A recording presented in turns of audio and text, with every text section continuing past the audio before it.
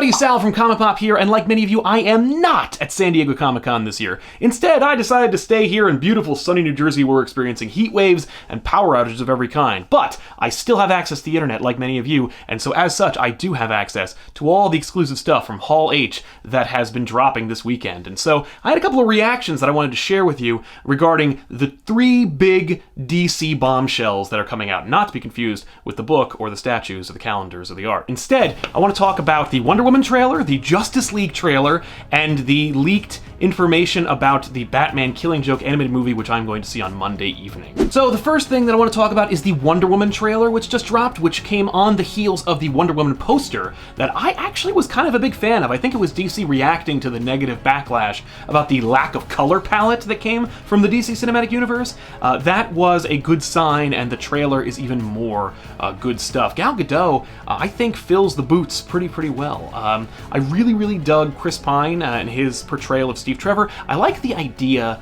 of relegating Steve Trevor to the past, kind of removing him from the modern story. Like letting Wonder Woman have her adventure with Steve Trevor, let him lead her into man's world, but at the same time, not having her tethered to Steve Trevor throughout her story. We don't have to worry about like any romantic subplots because we know in the modern story he's not around anymore. A couple things I really just responded to. One, the lasso of truth being used in battle. Looked fantastic and a lot better looking without a doomsday cave troll monster. The other thing I liked was the Amazonian battle on Themyscira. Looked really cool, promises some epic stuff. Looking forward to that. Another thing that I really dug was just the overall tone and vibe of the movie. Feels fun, it feels light, but it also feels epic in scope and kind of really awesome.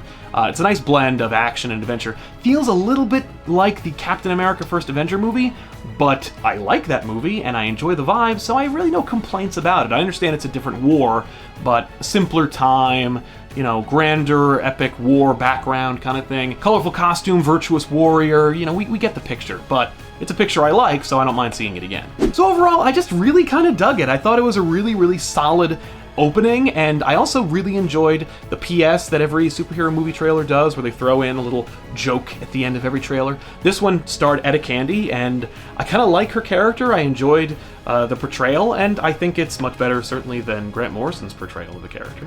Next up is probably what should have been the biggest trailer ever released of all time, and still, because of its time that it was released, is not, but still is kind of amazing to see. Justice League. We finally got not just glimpses or good solid looks at, but extended periods of time with Flash and Cyborg and Aquaman. Really kind of a heavy insistence on Aquaman, I guess because they're expecting him to kind of be the breakout character. For me, the Flash-Batman interactions were some of the strongest, mostly because it involved humor and lightheartedness, kind of fun in the story. I'm not a big fan of Flash's Power Ranger costume, but I like the portrayal and I enjoy his interaction with Batman, and if that's an indicator of his interactions with the rest of the team, I'm gonna overlook it because I think the character will be fun to watch. That said, we didn't really get a lot of Cyborg. We see him, he looks like a cyborg a couple times in the trailer, and he looks as good as Cyborg does. You know, I'm not a huge fan of the Cyborg design, so making it look real doesn't do much in the way of making him more excitable to me. But that said,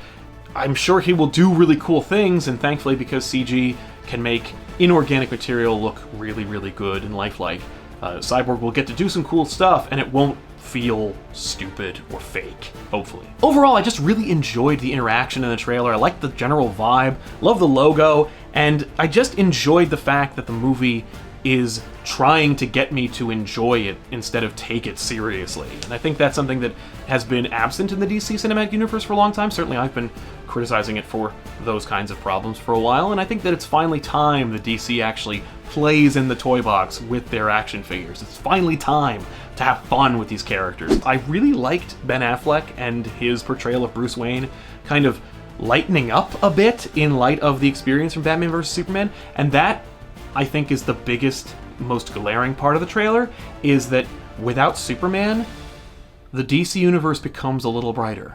So Batman the Killing Joke, the animated feature that I've been waiting for since I read the book a long time ago, I am going to go see on Monday night, and I can't wait to share my opinions of it with you. But this being Comic-Con, there have been some spoilers already, and I got a GIF from one of the screenings that someone shared with me that portrayed a sequence that I had to imagine was probably part of a dream sequence or some like non-continuity based moment that was generated for this movie. Because look, the fact is, this being DC Animation, they always, whenever they do any adaptation, add a few things, either to make the whole story a kind of movie length, or because they have something to add to the story, or they feel compelled to share their opinions about the story, and so as such make it real in scenes and whatnot. I knew that coming in. I knew that DC Animation will always add a few things. So actually, this being Comic-Con and Brian Azzarello being on hand, they actually wound up asking him about the sequence in question, and he had this to say.